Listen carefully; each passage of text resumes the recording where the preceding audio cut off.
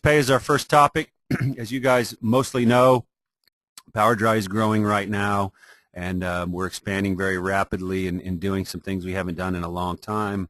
It's really been fun. There's a tremendous amount of energy and a lot of really, really cool stuff going on here, and we're learning a lot as we go and relearning some lessons that we'd forgotten.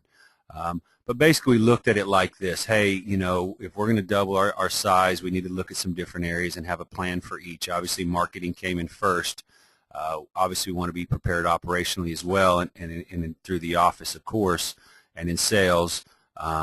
People selection and training, another huge issue we've had actually previously in a First Wednesday presentation.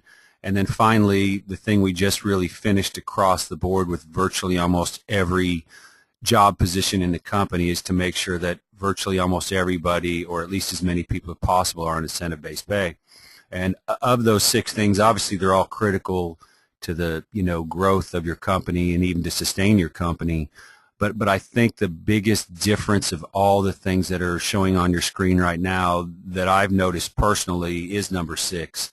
Incentive-based pay programs have made truly an unbelievable difference in this building. It literally doesn't even look, feel like the same company anymore. It's just made such a tremendous difference, I can't even tell you.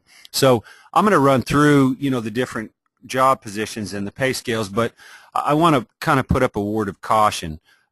People call and ask for our pay scales, and yes, we're happy to share them with you, but I want you to be very, very careful. You can't take an incentive-based pay scale from a company and just drop it into yours, because these need to be tailored to your company specifically. How big is your company?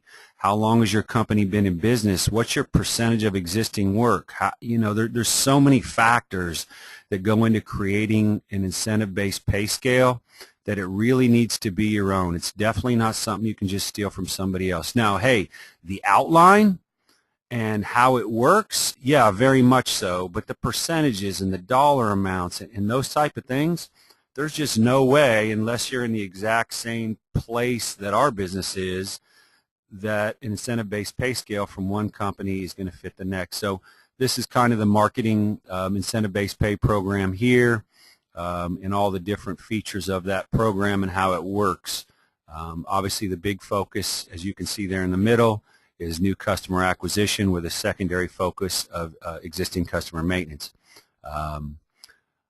A lot of requirements that we put behind that too. There's minimums that have to be met every pay period and things of that nature. But again, these numbers will vary dramatically from company to company. Project manager or the in-house salesperson, your first responder, same thing. We have an hourly backup, or sometimes a draw against commission is how that's handled. But most of these positions that are 100% commission need some type of, parachute, if you will. So if you put somebody on 100% commission, what happens if you have a crappy week or a crappy pay period? Typically, they need some type of comfort and guarantee to say, hey, I know we're going to have crappy weeks, and that's okay. I just need to be comfortable to know that I can at least, eat that month and pay my light bill. So that's generally a critical part of any incentive-based or 100% commission deal. Obviously, we want the project manager paid on commission as the marketing rep, and it's a tiered percentage. So the main number that your project manager is in control of is your closing percentage. So the higher the closing percentage, guess what? The higher the percentage of their pay. So that's how it kind of works for the project manager. Crew chief, I think we chronicled this in the last 1 or 2 First Wednesdays, if my feeble memory serves me, which it seldom does, by the way. But at that time, we were having the crew chiefs on 100% commission. They also have a parachute, but we were having them do the monitorings. We actually now reverse that back out, and absolutely all they do is the floods. So we have changed that percentage. And I think that's another important thing as you implement incentive-based pay scales. You can't just put it together and throw it out there and assume it'll be okay. You have to pay attention to the course that it's on. You have to talk to your people and see if it's working and track how much money they're making. And most importantly, hey, is it delivering the results that you want to get? Is it truly giving them the incentive and the motivation that you want to give that person. At the end of the day, you know, an hourly pay is not that motivating, and some people are internally motivated. Unfortunately, you know, most people aren't. But I think every person benefits from an incentive-based pay. It just puts their focus where it should be. On the other end of that coin, you obviously need things to compensate and make sure it doesn't go too far. If you have technicians on 100% commission, obviously there's a propensity that they may over-aggressive in their equipment installation and things of that nature. So you also have to have internal steps to hedge that risk or that concern. So you can't just blindly give them a shotgun and tell them to start shooting. You have to have things in place to protect your customers and your company as well. So again, some more details on the crew chief pay. Monitoring tech is primarily a hourly position, but we do also allow our monitoring techs to act as a crew chief, and when they do, they get their hourly rate plus a percentage of that job. So that's kind of how it works for them. Helper is now the only production position in our company that is pure hourly, just because they don't do anything that really justifies a percentage. We use what we call an ERT, or an emergency response team. Many of you may be familiar. If not, I'll quickly explain it.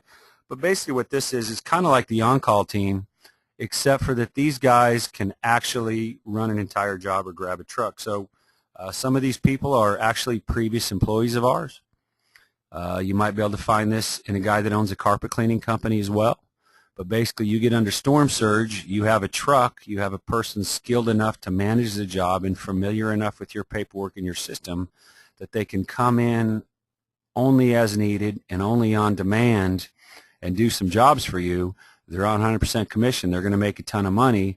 They allow you to complete more work when you're busy without having that full-time staff. Obviously, that's a lot more difficult of a position to fill. But if you can do that and you have the extra trucks, it's definitely a very powerful tool to have in your arsenal. Trust me.